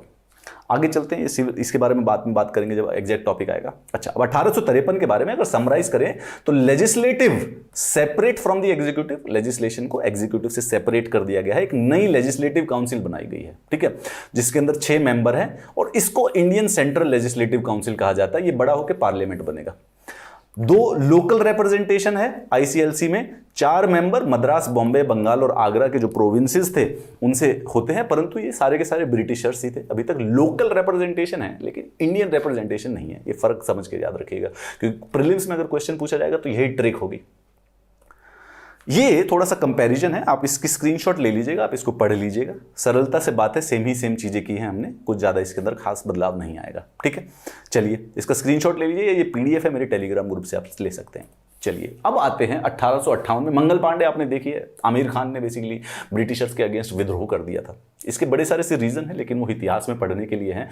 सवाल यह है कि 1857 के सिपाही विद्रोह के बाद, जिसको भारत का पहला स्वतंत्रता संग्राम भी कहा जाता है, उसके बाद ब्रिटिशर्स को लगा कि अब कंट्रोल हमें स्वयं ले लेना चाहिए। उन्होंने ईस्ट इंडिया कंपनी को लिक्विडेट कर दिया गवर्नमेंट ऑफ इंडिया एक्ट 1858 के द्वारा। इसको कहा जाता है act for the good government of India. कई जगहों पर act for the better government of India भी लिखा रहता है, मोर और लेस सेम चीज है, चिंतित ना हो। Act of better government of India, यहां पे रूल ऑफ कंपनी खत्म। तो 1858 में 1757 बैटल ऑफ पलासी से लेके 1858 तक भारत पर जो राज था वो ईस्ट इंडिया कंपनी का था, डायरेक्ट जो राज था, मेजर पॉलिटिकल पावर थी। इसके साथ साथ पैरेलल में मुगल्स भी थे। दो political power Indian subcontinent पर है, Mughals and east India company. 1858 के बाद इस सिपाही विद्रोह के बाद अब खत्म। अब पूरे के पूरे इंडियन सब कॉन्टिनेंट पर एक ही single super power, largest political power है, that is the British monarch. ये ब्रिटिश मोनार्क अब डायरेक्टली 1858 के बाद राज करता है भारत की धरती के ऊपर। Change the designation of the governor general of India to that of the viceroy of India. अब पूरा का पूरा उन्होंने मुगल, उसके बाद यहां से मुगल एम्पायर भी खत्म हो गया। 1857 में मुगलों का जो राज है वो भी खत्म हो जाता है 1857 में, ठीक है। अब वहां पर जो हमारे यहां पर जो सबसे सीनियर आदमी है उसको कहते हैं vice Roy of India. He is the agent of the crown. सीधा जो ब्रिटेन की महारानी है उनका रिप्रेजेंटेटिव भारत में कौन है? Vice Roy. Act abolish the dual government of the Pitt's India. 2 government हुआ करती थी ना, एक तो ईस्ट इंडिया कंपनी। अब जब ईस्ट इंडिया कंपनी ही अबॉलिश कर दी गई है तो फिर बेसिकली जो उनका कोर्ट ऑफ डायरेक्टर था उसका तो रोल ही नहीं है। तो डुअल गवर्नमेंट पहले अब तक 1773 से लेके और 1858 तक 2 लोग राज कर रहे हैं, एक तो ब्रिटेन के पार्लियामेंट के द्वारा और एक बेसिकली जो ईस्ट इंडिया कंपनी के जो कोर्ट ऑफ डायरेक्टर है, बोथ ऑफ देम राज करते थे। डुअल गवर्नमेंट थी। अब जब ईस्ट इंडिया कंपनी ही नहीं रही तो उनके कोर्ट ऑफ डायरेक्टर क्या रहेंगे? तो अबॉलिश हो गया, अब सिंगल हो गया, डायरेक्ट सेंट्रलाइजेशन हो रही है। Act ended the doctrine of lapse. ये कहानी आपने पढ़ी होगी लक्ष्मीबाई के बारे में। The Secretary of the State was a member of the British Cabinet, was responsible ultimately to British Parliament। अब इन्होंने क्या किया? अब देखिए अब भारत का राज कैसे चलता है। देखिए एक नया ऑफिस बनाते हैं 1858 से स्पेसिफिकली, जिसको कहा जाता है सेक्रेटरी ऑफ द स्टेट, ठीक है। सेक्रेटरी ऑफ इंडिया, इंडिया का सेक्रेटरी है ये, ठीक है। ये एक ऐसा आदमी है जो कि ब्रिटेन का जो कैबिनेट है उसका मेंबर है। याद रखिए, अभी हमारे जैसे अभी हमारे भारत के कैबिनेट में प्राइम मिनिस्टर है और गृह मंत्री कौन है? बेसिकली अमित शाह है। लॉ मिनिस्टर, उसके प्रकार से क्या नाम है, हमारे फाइनेंस मिनिस्टर, ये हमारा कैबिनेट है, राइट। ऐसे जो ब्रिटेन का कैबिनेट हुआ करता था उसमें से एक आदमी को सेक्रेटरी ऑफ स्टेट बना दिया जाता था। भारत का सेक्रेटरी ऑफ द स्टेट होता था वो। उसके पास 15 मेंबर की काउंसिल थी उसको एडवाइस करने के लिए, भारत के प्रशासन को चलाने के लिए। एंड उसके अलावा एक वाइसरॉय जो कि डायरेक्ट क्राउन का रिप्रेजेंटेशन था, जो कि पहला आदमी है, Lord Canning was the first viceroy of India. तो अगर अब हम बात करें तो भारत के अंदर इस समय जो भारत की सरकार है वो 2 तरीके से चल रही है। ये इंडिया है, इंडिया को चलाता है वाइसरॉय, डायरेक्ट चला रहा है, ठीक है। He is the direct administrator of the country. इसके अलावा सेक्रेटरी ऑफ द स्टेट इसके पूरे के पूरे प्रशासन की देखरेख करते हैं, ठीक है। ये वाइसरॉय जो है ये सीधा क्राउन का रिप्रेजेंटेटिव है, और जो ये सेक्रेटरी ऑफ द स्टेट है ये पार्लियामेंट को रिस्पॉन्सिबल है, और पार्लियामेंट सीधा फिर क्राउन को जवाबदेही करता है। ये इस समय भारत का प्रशासन इस प्रकार से चल रहा है। अब 1947 तक ऐसे ही चलेगा। 2 लोग होंगे, एक तो ब्रिटेन के अंदर होगा सेक्रेटरी ऑफ द स्टेट जो कि प्रशासन देखता है, जिसके पास एक 15 मेंबर का काउंसिल है, और लेकिन मेन इंडिया में जो इंडिया को लीड करता है, जो इंडिया का सबसे senior most powerful political person है, that is the viceroy. Lord Canning was the first viceroy of the India. ये भारत के प्रधानमंत्री हैं, आप ये समझ लीजिए। ठीक है, चलिए अब आगे चलते हैं। आफ्टर द रिवोल्ट हुआ 1858 में, उन्होंने अपनी सारी की सारी पावर्स अपने पास ले ली।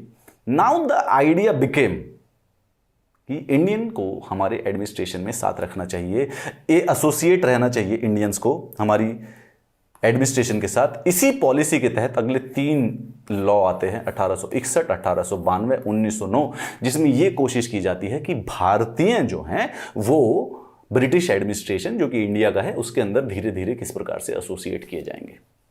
तो अभी तक हमने देखा है जितने भी जो कानून थे, आप पढ़िएगा, लक्ष्मीकांत के पहले चैप्टर में दिए हुए हैं, 1773 से शुरू होते हैं और 1853 तक का जो चार्टर एक्ट है उसमें भारत के ऊपर जो पॉलिटिकल पावर राज करती है वो है ईस्ट इंडिया कंपनी।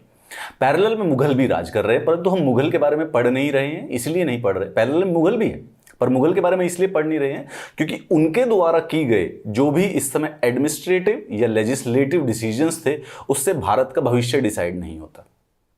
अभी हम सिर्फ और सिर्फ ब्रिटेन पढ़ते हैं। क्यों? क्योंकि ब्रिटेन के ही जो डिसीजंस हैं, ब्रिटेन के ही जो एक्ट हैं, उसी से भारत का इस समय जो कॉन्स्टिट्यूशनल भविष्य है वो डिसाइड हो रहा है। Mughals became not important as far as the legislation is concern. उनका जो कहानी है वो बेसिकली चलती तो आराम से 1857 तक है। उसके बीच में इस समय औरंगजेब भी आता है 1700 सेंचुरी के समय, जिसने उसके इवेंट्स है but those are now historical events, constitutional events नहीं है। कॉन्स्टिट्यूशनल इवेंट्स ऑफ दिस 1700 से लेके 1850 तक जो है 1750 से 1850 तक जो कॉन्स्टिट्यूशनल इवेंट है वो सिर्फ और सिर्फ ईस्ट इंडिया कंपनी के काम के हैं। इसीलिए हम मुगल वाला जो कॉन्स्टिट्यूशनल इवेंट्स हैं, उन्होंने लेजिस्लेशन जो भी उनके जुडिशरी एडमिनिस्ट्रेशन जो थे उसको इतिहास में पढ़ा जाता है, संविधान में नहीं पढ़ा जाता, सिर्फ और सिर्फ ब्रिटेन वाले पढ़ रहे। 1858 अब हमको ले आता है पास अपने, जिस बात पर आपने बड़ी सारी सी मूवी देखी है, भगत सिंह की मूवी देखी है, गांधी की मूवी देखी है, रानी लक्ष्मीबाई की मूवी देखी है। रानी लक्ष्मीबाई ने एक्चुअली में अगर देखा जाए तो जो रिवोल्ट किया था वो ईस्ट इंडिया कंपनी के अगेंस्ट किया था, ब्रिटिश के अगेंस्ट नहीं, क्योंकि उस समय ब्रिटिश रूल नहीं था। Technically east India company is totally Britishers, उस पर ब्रिटिश ही राज कर रहे हैं, बट वेरी टेक्निकली, ठीक है, वेरी टेक्निकली स्पीकिंग 1858 में ब्रिटेन का राज स्टार्ट होता है, मोनार्क का डायरेक्ट इंडिया में। अब वो इस पॉलिसी के तहत कि इंडियंस को एडमिनिस्ट्रेशन में एसोसिएट करना चाहिए, 1861 में कानून लाते हैं जिसको कहा जाता है Indian council act. Indian council act क्यों कह रहे हैं? 1853 में पहली बार लेजिस्लेटिव और एग्जीक्यूटिव फंक्शंस को अलग कर दिया गया। तो वाइस रॉय के पास जो काउंसिल होती है, गवर्नर जनरल ऑफ इंडिया के पास जो काउंसिल थी, उसको 2 भागों में बांट दिया, एक जो सिर्फ कानून बना रही है, एक जो सिर्फ एग्जीक्यूटिव फंक्शंस कर रही है। तो अब जब वो वाइस रॉय बन गया तो वो वही काउंसिल उसके पास है, ठीक है, जिसको Indian council of legislation, Indian central council कह रहे हैं, ठीक है। अब वो इंडियन सेंट्रल काउंसिल बड़े होके पार्लियामेंट बनेगी, इसीलिए अब जो कानून आता है उसको इंडियन काउंसिल एक्ट कहते हैं, क्योंकि उसी में, क्योंकि इसका मेन उद्देश्य है भारतीयों को प्रशासन में एसोसिएट करने का। और कैसे करेंगे? लेजिस्लेशन के द्वारा। एग्जीक्यूटिव फंक्शंस भारतीयों को 1909 में मिलेंगे, तो 1858 से लेके 1909 तक इंडियन काउंसिल एक्ट पढ़ते हैं हम। क्यों काउंसिल एक्ट? क्योंकि council act is related to legislation, और ब्रिटेन का उद्देश्य था कि इंडियन को लेजिस्लेशन में एसोसिएट किया जाए। एग्जीक्यूटिव में वो अभी भी नहीं कर रहे हैं, एग्जीक्यूटिव आएगा बाद में। यहां पर क्या करते हैं, जो 1773 में जो सेंट्रलाइजेशन स्टार्ट होती है और 1833 तक सबसे पीक पर पहुंच जाती है। क्यों? 1833 पर गवर्नर जनरल ऑफ इंडिया हो जाता है, राइट। उस सेंट्रलाइजेशन को अब खत्म किया जाता है धीरे धीरे।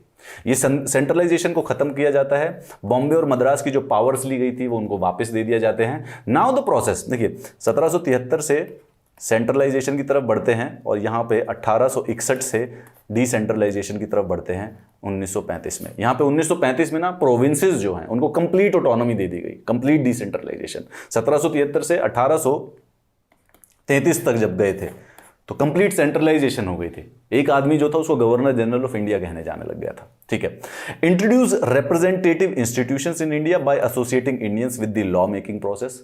अब यहां पर पहली बार काउंसिल के अंदर भारतीय भी थे, जिसमें से पहले 3 लोग थे, Raja of Banaras, Maharaja of Patiala, sir Dinkar Rao. Nominated थे, ऐसा इलेक्शंस कर नहीं आते थे, इलेक्शंस बहुत दूर आएंगे, इलेक्शंस आएंगे 1909 के करीब में।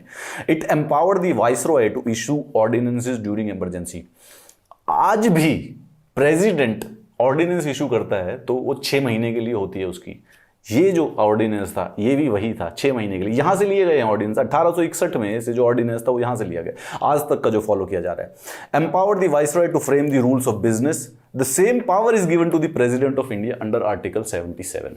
सेम पावर, भारत के राष्ट्रपति थे उस समय के जो वाइसरॉय थे, परंतु क्योंकि एग्जीक्यूटिव को कंट्रोल करते थे तो प्रधानमंत्री भी वही थे।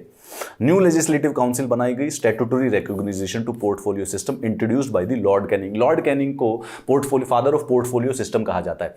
आज अगर आप सरकार देखेंगे तो आपको अलग अलग पता होता है कि गृह मंत्री कौन है, कानून मंत्री कौन है, डिफेंस मिनिस्टर कौन है, वित्त मंत्री कौन है, फाइनेंस मिनिस्ट्री किसके पास है। ये सारे के सारे जो पोर्टफोलियो हैं कि एक मिनिस्टर के पास एक पर्टिकुलर काम दे दिया जाए, ये जो आइडिया था आज इतना नॉर्मल लगता है, परंतु 1860 में ये जो आइडिया था, ये brilliant idea was introduced by the Lord Canning और उसके बाद से आज तक उसी प्रकार से फॉलो होता आ रहा है। The cabinet had 5 ordinary members, home, revenue, military, law, finance और पब्लिक वर्क्स।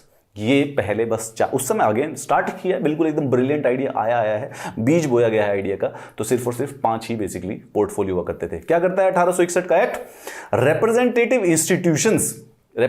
इंस्टीट्यूशंस का कहने का मतलब है कि जो भारतीय हैं वो अब लेजिस्लेटिव में मेंबरशिप रख सकते हैं, कुछ ना कुछ उसमें कंट्रीब्यूट कर सकते हैं। तीनों के तीनों नॉमिनेट हुए हैं, ठीक है। दूसरा, डिसेंट्रलाइजेशन। ये डिसेंट्रलाइजेशन शुरुआत करता है दोबारा से और फाइनल कंप्लीट कल्मिनेशन होती है 1937 में, जब प्रोविंसेस को कंप्लीट ऑटोनॉमी दे दी जाएगी। पोर्टफोलियो सिस्टम आता है 1861 से पहली बार। The father of the portfolio system is Lord Canning, उस समय के भारत के वाइसरॉय हैं वो। ऑर्डिनेंस सिस्टम, 6 महीने के लिए वो ऑर्डिनेंस इशू कर सकता था वाइसरॉय बिना काउंसिल से बात किए हुए, राइट। इसी काउंसिल का काम है, लेजिस्लेटिव काउंसिल का कानून बनाना, वो उस पर उसके जो सबसे सीनियर हेड है वो वाइसरॉय हैं, लेकिन जरूरत पड़ने पर वो एक ऑर्डिनेंस डिक्लेयर किया कर सकता था जो 6 महीने तक वैलिड होता था। The same system is even right now followed. Council of governor general of India, देखिए यहां पर आप पूरा का पूरा इतिहास समझिए कि हो क्या रहा था अभी तक। Council of general of India 1773 से 1861 तक, अभी तक यहां पे काउंसिल जो बनी हुई थी उसको गवर्नर जनरल ऑफ इंडिया की काउंसिल कहा जाता था। 4 से 6 मेंबर हुआ करते थे जो कि कानून बनाया करते थे, ठीक है। 1853 में यही council of general of India के 2 फंक्शंस को अलग अलग कर दिया, लेजिस्लेटिव वालों को अलग कर दिया था और एग्जीक्यूटिव वालों को अलग कर दिया था। 1861 में इसको कंप्लीटली सेपरेट कर लेजिस्लेटिव काउंसिल कहा जाने लग गया। 1861 से लेकर 1947 तक जो भारत का प्रशासन है, कानून है, इसी लेजिस्लेटिव काउंसिल के द्वारा बनाया गया है। देन 1946 से 1950 तक इस लेजिस्लेटिव काउंसिल को कॉन्स्टिट्यूएंट असेंबली असर्ट करती है, हटा देती है, तब कॉन्स्टिट्यूएंट असेंबली स्टार्ट होती है। यहां पर 1947 से स्टार्ट होगा, जब तक भारत आजाद नहीं हुआ था यही लेजिस्लेटिव काउंसिल भारत का पार्लियामेंट हुआ करती थी। और भारत के आजाद होने के बाद कॉन्स्टिट्यूएंट असेंबली भारत का पार्लियामेंट हुआ करती थी। और लास्ट में जो 1950 में जब 26 जनवरी को हमारा संविधान बन गया तो कॉन्स्टिट्यूएंट असेंबली इंटरिम पार्लियामेंट बन गई और जब उन्होंने इलेक्शन कराए 1951 में, फाइनली जाकर पार्लियामेंट ऑफ इंडिया, जो कि आज तक चल रहा है। This is how in 1773। आप समझिए, पर्पस समझ रहे हैं ना कि हम क्यों एक्चुअली में हिस्टोरिकल बैकग्राउंड समझ रहे हैं कि पार्लियामेंट का जो रास्ता है वो 1773 में शुरू होता है, जब गवर्नर जनरल ऑफ बंगाल को एक काउंसिल मिलती है भारत के जो ईस्ट इंडिया कंपनी के जो पोजेशंस हैं, जो भी जिन भी एरिया पर वो रेवेन्यू कलेक्ट कर रहे हैं उसके एडमिनिस्ट्रेशन के लिए, वो धीरे धीरे 1861 में 100 साल के बाद लेजिस्लेटिव काउंसिल बन जाती है। क्योंकि अब इतनी बड़ी चीज हो चुकी है, इतने ज़्यादा उनके पास डोमिनेशन है कि कानून बनाने के लिए एक अलग से सेपरेट बॉडी बनानी पड़ती है। और जब वो 1947 तक राज करते हैं फाइनली, क्योंकि नया संविधान बनाने में समय लगता है, तो कॉन्स्टिट्यूएंट असेंबली को भारत का पार्लियामेंट भी बना दिया जाता है और भारत इंटरिम पार्लियामेंट, और भारत को संविधान बनाने का भी बेसिकली काम सौंपा जाता है टिल द टाइम जब तक एक नया पार्लियामेंट 1951 में बनकर रेडी नहीं हो जाता। यह है हमारे इंडिया के मॉडर्न पार्लियामेंट की हिस्ट्री। 1892 में आ जाते हैं। 1892 में हमने 1861 का किया, फिर 1892 में फिर दोबारा से इंडियन काउंसिल एक्ट, जिसमें लिमिटेड रिप्रेजेंटेशन आती है with indirect elections.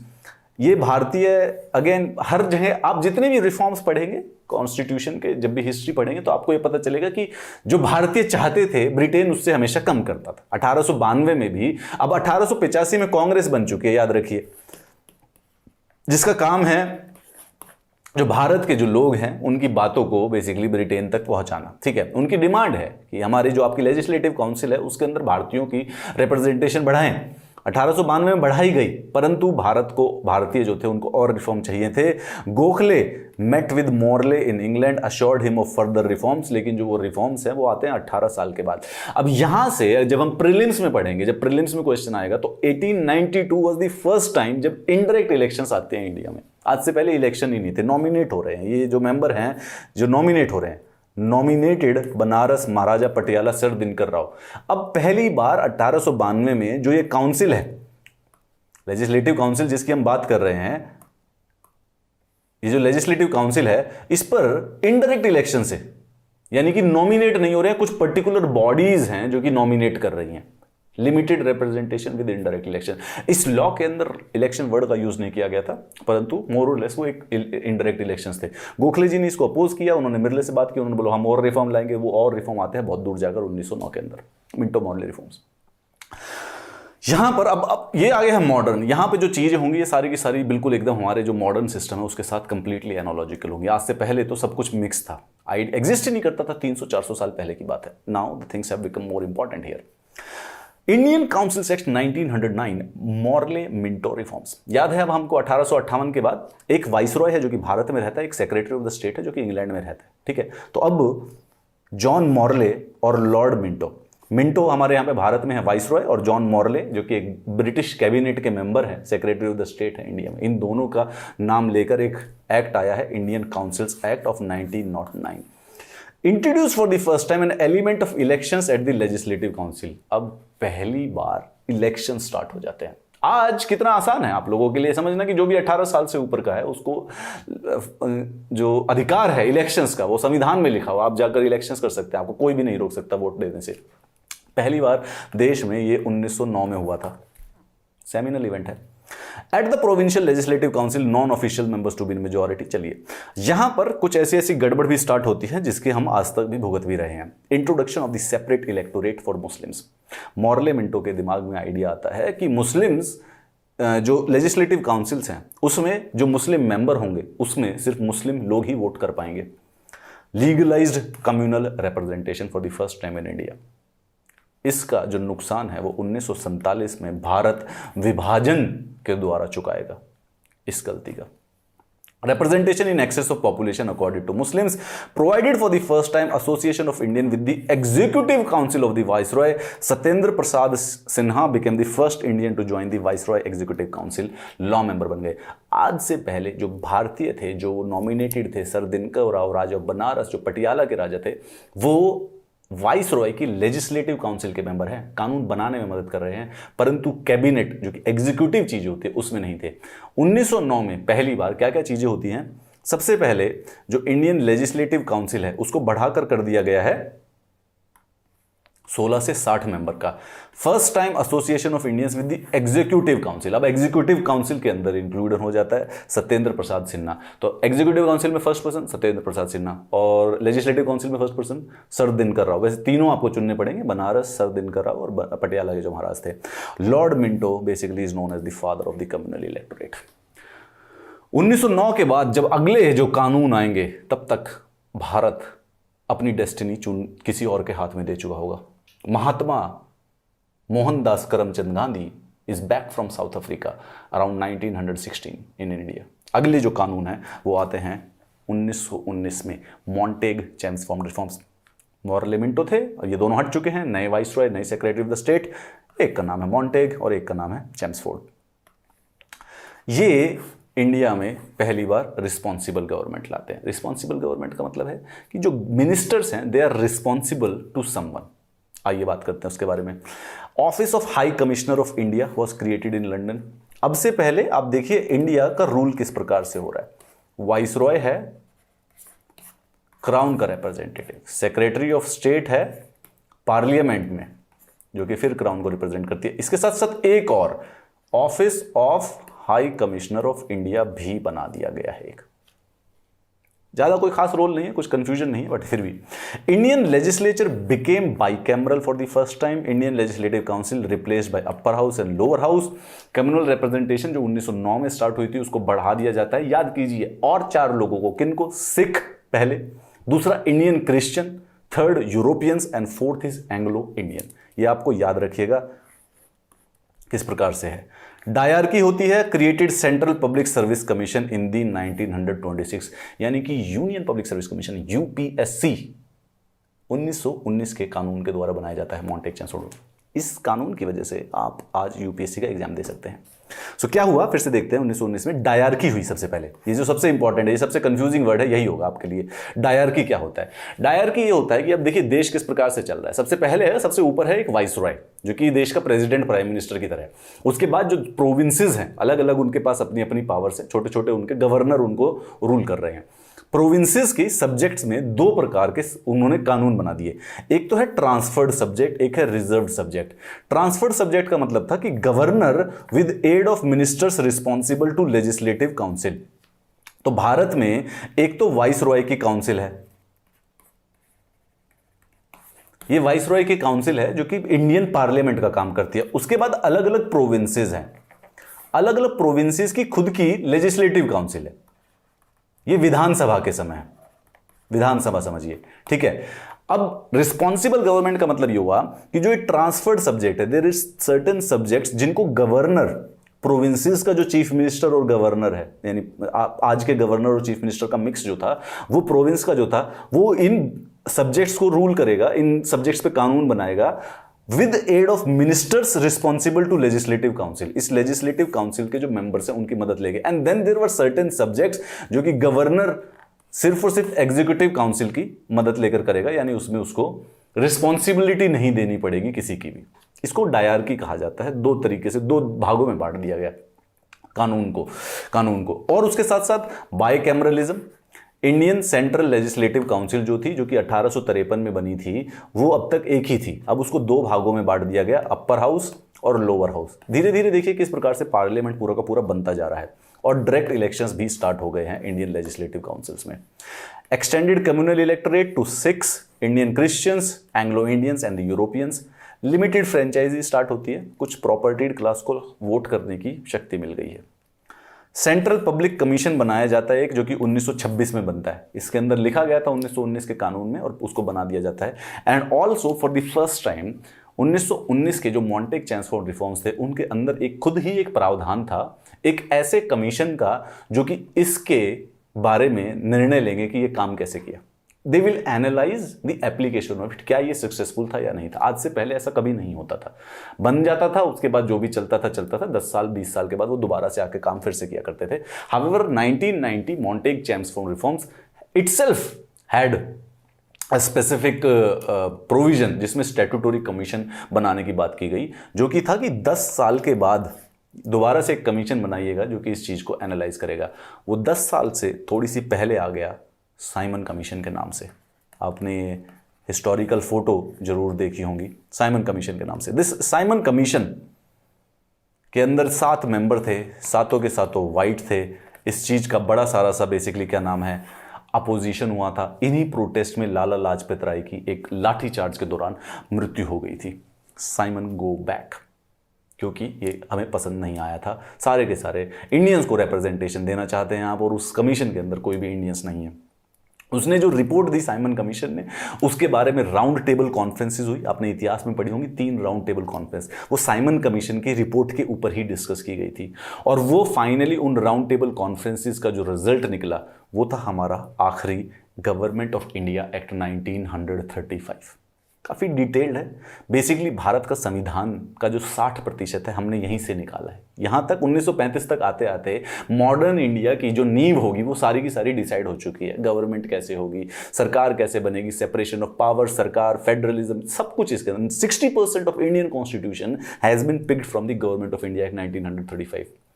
Government of India act 1935 is the longest act by the British Parliament ever enacted. Indian Constitution is the longest written constitution in world, right? और जो 19 बनना भी था, क्योंकि 1935 का जो गवर्नमेंट ऑफ इंडिया एक्ट था was the longest act by British parliament ever enacted. इसके अंदर कुछ माइनर चीजें जो कि जनरल नॉलेज के लिए ही हैं। सिंध को बॉम्बे से सेपरेट कर दिया गया था, बिहार और उड़ीसा को सेपरेट कर दिया गया था, पहले साथ ही हुआ करते थे। बर्मा को भी बेसिकली भारत के एडमिनिस्ट्रेशन से सेपरेट करके एंटायरली डिफरेंट उसमें काउंट कर दिया गया था।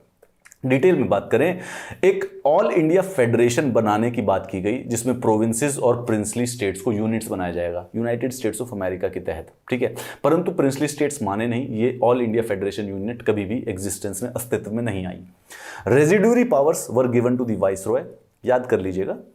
Dyarchy in the provinces introduce provincial autonomy, वो जो 1919 में जो डायरकी इंट्रोड्यूस की गई थी वो सक्सेसफुल नहीं हो पाई, अबॉलिश कर दी गई। Provincial autonomy, complete provincial autonomy, जो डिसेंट्रलाइजेशन 1861 से स्टार्ट होती है, यहां पे कंप्लीट हो जाती है। अब जो राज्य हैं उनके पास कंप्लीट अमेरिकन टाइप की ऑटोनॉमी मिल जाती है, अमेरिकन टाइप की। लेकिन हम जब संविधान बनाएंगे तो इतनी कंप्लीट ऑटोनॉमी नहीं देंगे, हम थोड़ा सा यूनिटरी टिल्ट रखेंगे अपने संविधान के अंदर। Introduced bicameralism in the 6 out of 11 provinces, 11 province हुआ करते थे। बाइकैमरलिज्म पहले सेंटर पे था 1919 में, अब बेसिकली प्रोविंसेस में भी इंट्रोड्यूस कर दिया गया है। कम्युनल रिप्रेजेंटेशन को बढ़ा दिया गया by providing separate electorates for the schedule caste, women and labour.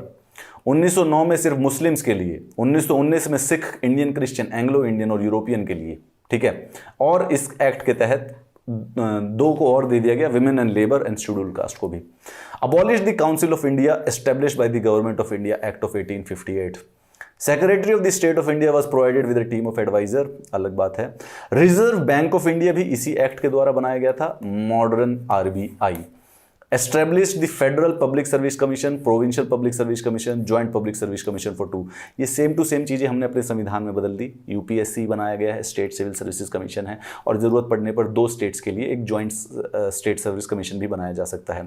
Federal court which was set up in 1937, ये इन्होंने इसी एक्ट के तहत जो हमारा मॉडर्न सुप्रीम कोर्ट है वो बना दिया था। उसका नाम रखा गया था फेडरल कोर्ट, 1937 में बना था वो, लेकिन हमने उसके बाद आज़ादी के बाद बदल के उसका नाम फाइनली सुप्रीम कोर्ट के नाम से रख दिया गया था। This was the government of India act 1935। इसके बाद थोड़े 4-5 साल के बाद वर्ल्ड वॉर 2 स्टार्ट हो जाती है। ब्रिटेन को लग जाता है कि अब भारत हमसे नहीं संभलेगा, और भारत की जो इंडियन नेशनल मूवमेंट है which was led by almost every section of the society and Mahatma Gandhi and Congress together, basically finally government of India act के तहत लास्ट में 1947 में इंडिया इंडिपेंडेंस एक्ट आता है। And act 2 make provision for setting up in India 2 independent dominions. क्या होता है, पूरी कहानी बताता हूं, देखिए आपको। इंडिया इंडिपेंडेंस एक्ट 1947 एक्चुअली में 20 फरवरी 1947 को जो ब्रिटेन के प्रधानमंत्री थे एटली, वो डिक्लेरेशन करते हैं कि किसी भी हालत में 30 जून 1948 से पहले पहले भारत से ब्रिटिश राज खत्म हो जाएगा। 1948, 1 साल बाद, हमारी आज़ादी 1947 में ही हो गई है, याद रखिए, ठीक है। तो दे से कि 20 फरवरी 1947 को, ठीक है, अगस्त में हमारी आज़ादी है, उस साल फरवरी में एटली प्राइम मिनिस्टर हैं जो, वो कह रहे हैं कि कुछ भी हो जाए अगले साल जून 1948 तक ब्रिटेन का राज खत्म हो जाएगा भारत से। चलिए, इस बात पर मुस्लिम लीग भड़क जाती है, बहुत सारे प्रोटेस्ट करती है। जून 3 को, उस प्रोटेस्ट के बाद जून 3 1947 को पार्लियामेंट कहता है any constitution found by constituent assembly will not apply to the areas which are not willing to. समझने की कोशिश कीजिए, आज़ादी के बाद ये बात चल रही है। 1946 में ना कॉन्स्टिट्यूएंट असेंबली बना दी गई है, कॉन्स्टिट्यूएंट असेंबली बना दी गई है कि आप अपना संविधान स्वयं बना लीजिए, ठीक है। आज़ादी ऑलमोस्ट मिलने को हो चुकी है, पहले ही पता चल चुका हमें 1-2 साल की, अब ब्रिटेन ज़्यादा दूर नहीं रहने वाला है। ये 1946 में कॉन्स्टिट्यूएंट असेंबली में मुस्लिम लीग भी पार्ट ले सकती थी। उस समय अगर वो रहते तो साथ भी रह सकते थे, पूरा भारत जो है वो साथ रह सकता था। However there were historical circumstances हैं, हम मुद्दे पे आते हैं इस वाली बात पे। तो जैसे ही 20 फरवरी को डिक्लेरेशन होती है, मुस्लिम लीग प्रोटेस्ट अगेंस्ट इट, ठीक है। ऐसे में जून 3 1947 को ब्रिटिश पार्लियामेंट कहता है कि जो कॉन्स्टिट्यूएंट असेंबली के द्वारा जो संविधान बनाया जाएगा वो उन जगहों पर लागू नहीं होगा जो नहीं चाहते हैं, अनविलिंग टू। उसी दिन माउंटबेटन प्लान, लॉर्ड माउंटबेटन अपना एक प्लान भी प्रस्तुत करते हैं भारत को डिवाइड करने का। वो प्लान फाइनली जाकर कांग्रेस को और मुस्लिम लीग को, दोनों को मानना पड़ता है, वो मान लेते हैं और भारत का विभाजन तय हो जाता है। 3 जून 1947 को माउंटबेटन प्लान एक्सेप्ट होता है कांग्रेस को और मुस्लिम लीग को। 4 जून 1947 को इंडिया का जो ये इंडिपेंडेंस एक्ट है, Indian independence act, British parliament में इंट्रोड्यूस किया जाता है 18 जुलाई 1947 को। इसको रॉयल एसेंट यानी कि बेसिकली जो वहां की मोनार्क हैं वो साइन कर देते हैं, and it comes into force on the August of the 15 of the 1947। Bharat finally स्वतंत्र हो जाता है 200 कंटिन्यूअस ब्रिटिश राज के द्वारा। 200 साल तक ब्रिटिश ने भारत की धरती पर राज किया, एंड फाइनली 15 अगस्त 1947 को, जो कि लॉ बेसिकली याद रखिए कि लॉ जुलाई 18 इवेंट, वो भी इंपॉर्टेंट डेट है, जुलाई 18 1947 को कानून बन चुका था कि कुछ भी हो जाएगा 15 अगस्त को बेसिकली आज़ादी मिलेगी ही मिलेगी। ये जो इंडियन इंडिपेंडेंस एक्ट है इसके अंदर ये लिखा हुआ है इंडिया एक इंडिपेंडेंट और सॉवरेन स्टेट रहेगा 15 अगस्त से। उस कानून में लिखा 15 अगस्त, इसीलिए 15 अगस्त है। 2 इंडिपेंडेंट डोमिनियन बनेंगे जो अगर चाहें तो ब्रिटिश कॉमनवेल्थ से हट सकते हैं। यहां पर जो कॉन्स्टिट्यूएंट असेंबली हैं उनको पावर दी गई इस कानून के द्वारा। हमारी कॉन्स्टिट्यूएंट असेंबली ने हमारा संविधान इसलिए बनाया है क्योंकि इंडियन इंडिपेंडेंस एक्ट में ये लिखा गया था कि ये जो कॉन्स्टिट्यूएंट असेंबली हैं they can frame and adopt any constitution, और ब्रिटिश पार्लियामेंट के द्वारा कोई भी बना हुआ लॉ भी रिपील कर सकते हैं। Secretary of the state of India को अबॉलिश कर दिया गया, अब क्या जरूरत है, अब तो आजाद हो चुके हैं। It declared it assign dual functions. अच्छा, जो कॉन्स्टिट्यूएंट बॉडी थी, ठीक है, वो डुअल फंक्शंस, कॉन्स्टिट्यूएंट अर्थात कानून संविधान बनाएगी, कॉन्स्टिट्यूएंट असेंबली है वो, एंड लेजिस्लेटिव, जब तक संविधान नहीं बनेगा तब तक पार्लियामेंट का भी काम करेगी। This was the role given to these constituent bodies through the Indian independence act. Finally the birth of India's freedom, nation wakes to a new life. ये 15 अगस्त के अखबार हैं हमारे ही देश के। Mister Nehru calls for big effort from people, incessant striving task of the future. Lord Mountbatten greets Pakistan. Indeed, वो उस समय कराची में भी गए थे। Frenzied enthusiasm in Bombay, crowd in the festive. New cabinet of India, 14 members बना दिए गए थे। Pandit Nehru to be premier। 15 अगस्त 1947 का अखबार है ये, बॉम्बे का छपा हुआ, times of India, Hindustan times. India independent and the British rule has and. आज हमने जो ये लेक्चर था ये स्टार्ट किया था 31 दिसंबर 1600 से, and then we are actually ending it approximately 347 years after. 347 साल के बाद अगस्त 15 1947 को आज हम एंड की तरफ बढ़ रहे हैं। It takes 350 years of that eventful evening. उसको जिसको अंदाजा नहीं लगाया जा सकता था 350 बाल उसके क्या रिप्रिकॉशंस होंगे, अभी भी हो रहे हैं। British rule has end, the constituent assembly will take over, Mountbatten appointment as governor general endorsed, new star rises in the east. ऐसे सेलिब्रेट हुई थी आपके भारत का स्वतंत्रता दिवस। Leaders tell nation to tasks ahead. शताब्दियों की दास्ता के बाद भारत में स्वतंत्रता का मंगल प्रभात हिंदुस्तान के द्वारा लिखा गया था। बापू की चिर तपस्या सफल, भारतीय विधान परिषद द्वारा शासन सत्ता ग्रहण। विधान परिषद अर्थात की कॉन्स्टिट्यूएंट असेंबली के द्वारा पावर को ले लिया गया है। गांधी जी कह रहे हैं जब तक जनता की आंखों में एक भी आंसू की, हमारा राष्ट्रगान भी यहां पर लिखा गया है। बर्थ ऑफ पाकिस्तान, अगेन वहां के न्यूज़पेपर में, डॉन वहां का एक न्यूज़पेपर है। Birth of Pakistan an event in history, definitely an event in history. Dawn of freedom in Indian union, it was actually, साथ ही साथ भारत का पार्टीशन भी हुआ था, and that partition led to one of the greatest humanitarian crisis of the world ever. हजारों लोग राइट्स में मारे गए, हिंदू मुस्लिम राइट्स में, रिलीजियस राइट्स में, एंड लैक्स ऑफ पीपल अपने अपने जो पुराने जहां जहां रहे थे वो जिंदगी भर वहां से उखाड़ कर फेंक दिए गए। जीवन कंप्लीटली अस्त व्यस्त हो गया। द पार्टीशन के जख्म जो हैं वो दोनों देशों के लिए अभी भी नहीं भरे हैं। Heavy riots, death roll as Indian gets independence, इसके बारे में भी बात करेंगे। This was the historical background of the Indian constitution. अब हम फाइनली अपने भारत के संविधान पे आ जाएंगे। सिर्फ एक छोटी सी कहानी और बचती है जो कि हम अगले लेक्चर में करेंगे कि आखिर संविधान बनने का क्या प्रोसेस था। अभी हम करीब बात की थी, आज हमने 1947 तक की, ठीक है। 1773 से 1947 तक, यही आपका पहला चैप्टर आपको बताएगा। उसमें से आपको बस ये क्वेश्चन समझना होता है कि कौन सा इवेंट कब हुआ, कम्युनल रिप्रेजेंटेशन कब हुई, लोकल रिप्रेजेंटेशन कब हुई, इलेक्शंस कब स्टार्ट हुए, स्लेवरी कब अबॉलिश हुई। फैक्चुअल डेटा है। अब हम बात करेंगे अगली क्लास के अंदर 1947 से लेकर 1950 तक की। एक छोटा सा प्रोसेस है संविधान बनने का। And then from there on we will start studying the Indian constitution, each and every article, each and every part, हर उसका पूरा का पूरा प्रावधान और उसके nuance. Will complete the whole Lakshmikant in 100 hours. For anything else, you can connect with me on this Telegram account for the PDFs also. And for अगर कोई और किसी प्रकार का डाउट है तो you can find me anywhere on my social media और आप मुझे मैसेज कर सकते हैं। बात करते हैं इंडियन संविधान की अगली वाली क्लास के अंदर, the constituent assembly and how Indian constitution was formed, and from there on we will do Indian constitution part and the article wise from start on. I will see you in the next class. Do not miss it. It is actually one of the most brilliant phase of the human history. Indian Constitution एक ऐसा document है जिसको आज से 1000 साल बाद जब humanity पीछे मुड़ के देखेगी, it would look like a work of art. 70 सालों से बेसिकली आप सोच के देखिए कि पूरा का पूरा जो 1/6 ऑफ ह्यूमैनिटी है वो सिर्फ और सिर्फ इस डॉक्यूमेंट के बेसिस पर अपनी पूरी की पूरी जिंदगी जी रही है। This is a cultural and civilisation guide. It's a once in a 1000-year document, probably more. We will study it in detail in the next class. Do not miss it. My name is Amit Varidikilor. I will see you again. Have a nice day.